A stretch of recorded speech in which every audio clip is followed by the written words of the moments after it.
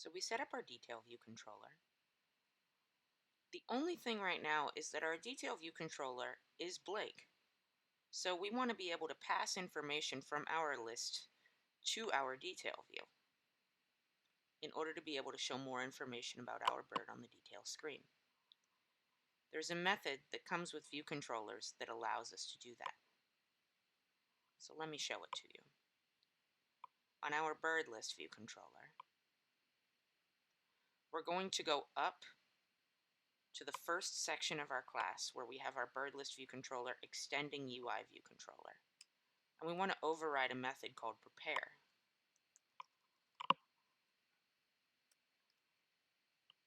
The first argument is a segue. So I'll hit enter to get the autocomplete. Prepare for segue from any sender. Once again, a segue moves us from one view controller to another one. So here we're going to get access to our destination view controller and set things on that destination view controller prior to the segue happening. This prepare method runs right before the segue occurs. So here I'll say let destination equal segue dot destination. Now, if we option click on that destination, we'll learn that it is a UI view controller. So we'll be getting a UI view controller, which is the one that we see over here in our main.storyboard. Currently, though, we use basically any old view controller. So what we'll need to do is create a custom view controller on which we can set an attribute like a bird. So we'll make a new one. Here's how we're going to do that today. Inside of your project menu on the left, click on the group called Controllers. Now we'll hit Command N. That'll bring up a box that allows us to create a new file. For this, we'll select Cocoa Touch class. Click Next. I'm going to call my new view controller DetailViewController. So I put that in the class bar. Underneath that, in the drop-down that says subclass of, I would type in UI View Controller. The language will be Swift. So then I click Next, and then I click Create. Because we clicked on our controllers group when we started, the Detail View Controller is created inside of our controllers group.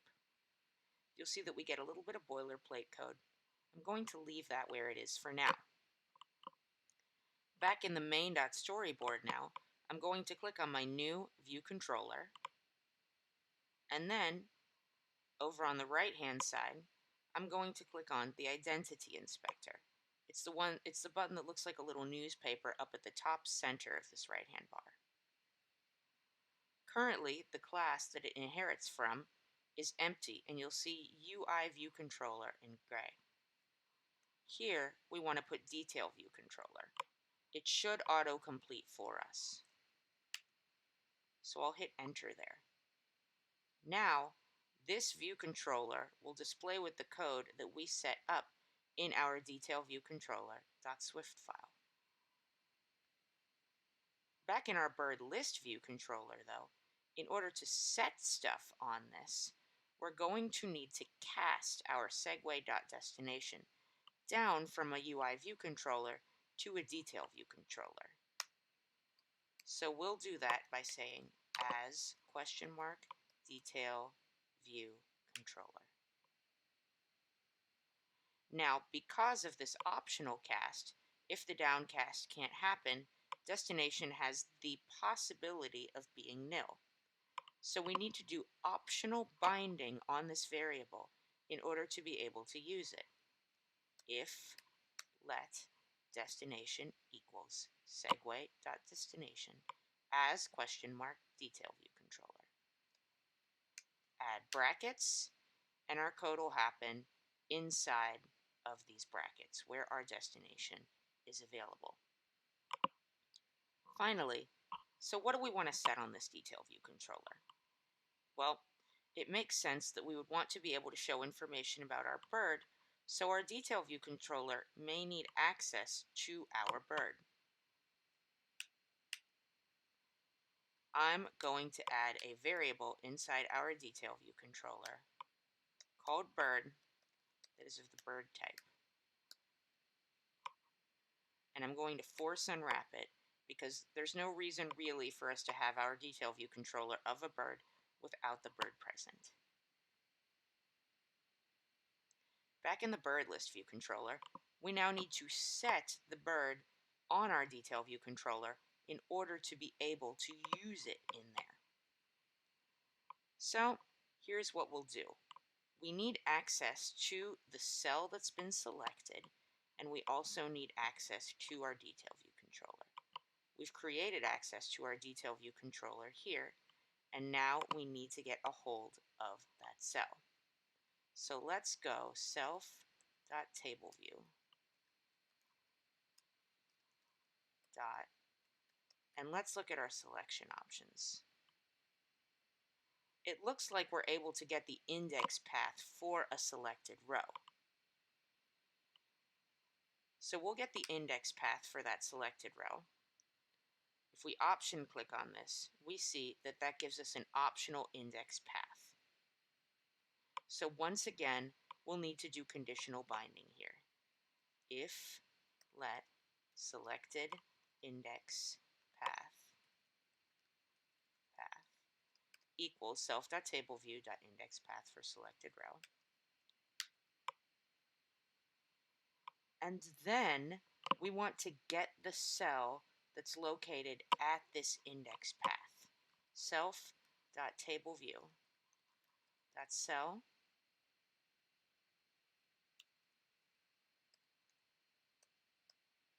cell for row at selected index. If we option click on cell for row, we see that that also returns us an optional UI table view cell. So we'll need to do another optional unwrapping here. If let cell equals, and here we'll call that confirmed cell.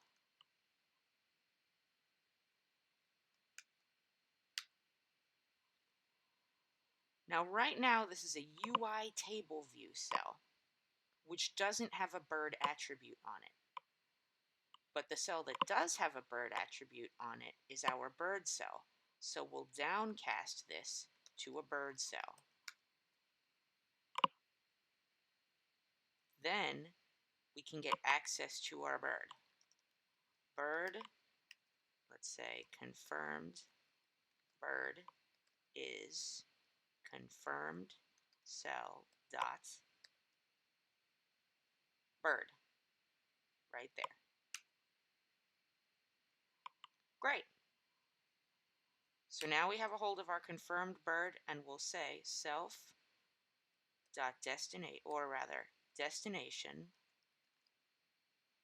and this destination variable is the confirmed UI view controller destination that we set up here and cast to a detail view controller. That thing has a bird, so we're going to set its bird to confirmed bird.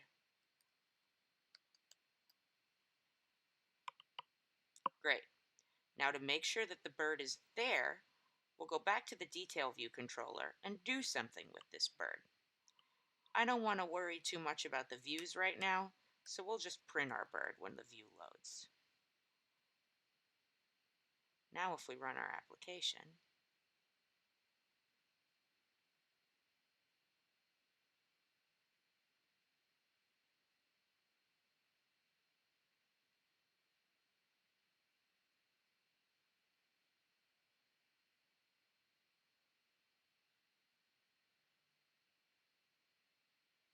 we can see that when we go to our detail screen, we see this description, an optional of the type bird, which is accurate. However, it's not particularly useful. So now we're going to add a little bit of functionality to the bird class itself in order for our print statements about a bird to be more useful. Let's go to Data, to our class that we call Bird. Currently, there's not that much in here. It's a data class that contains 3 attributes: a name, a description, and a confirmed sighting. Then we have an initializer, which sets the name and description. Confirmed sighting doesn't have to be set because we have a default. Now, our bird is going to implement a protocol. That protocol is called CustomDebugStringConvertible. And what this protocol does is it allows us to adjust an attribute called debugDescription. The error here says that the bird does not conform right now to that protocol. So let's add the protocol stubs by clicking the Fix button here. And now we have this debug description. Now we're going to add what's called a computed property to our Swift class. We have this variable called debugDescription. Its type is string. I add brackets here, and the information inside of those brackets will be called each time that debugDescription is accessed. So here, I want to return a string. And let's say it's going to be bird, like this.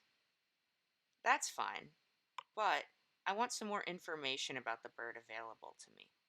So I'm going to say name, and then I'm going to string interpolate this bird's name. I'll also want the description, so I string interpolate this bird's description.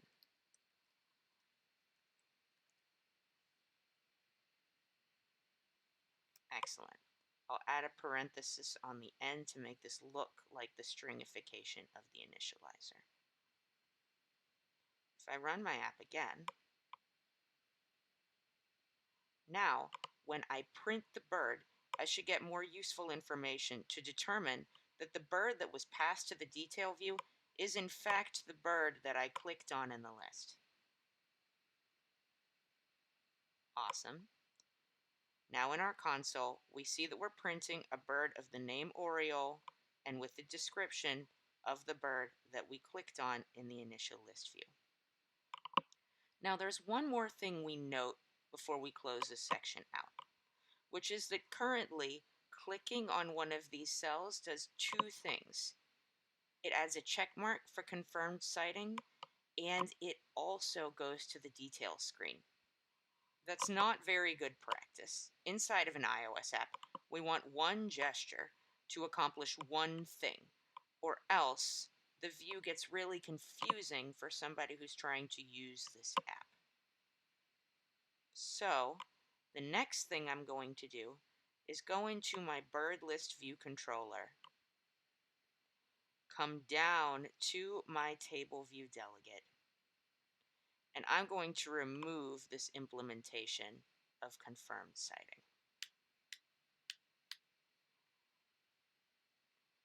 Now, when I click on one of those cells in my list, I shouldn't get a check mark anymore. Instead, I should be taken directly to the detail screen. This is less confusing, although a little sad because we lost some functionality. Now, we get the opportunity to put on our designer hats and decide whether we want that functionality back, and if so, how we might do that. One thing we might be able to do is put confirmed sighting buttons or a confirmed sighting button on the detail page here so that someone can still confirm a sighting. Another option might be to allow it from our list, but using a different gesture than the tap gesture that we use to go to the detail screen. For example, we could confirm a sighting with a swipe gesture or something like that. But we do want to make sure that one gesture on one view does one thing.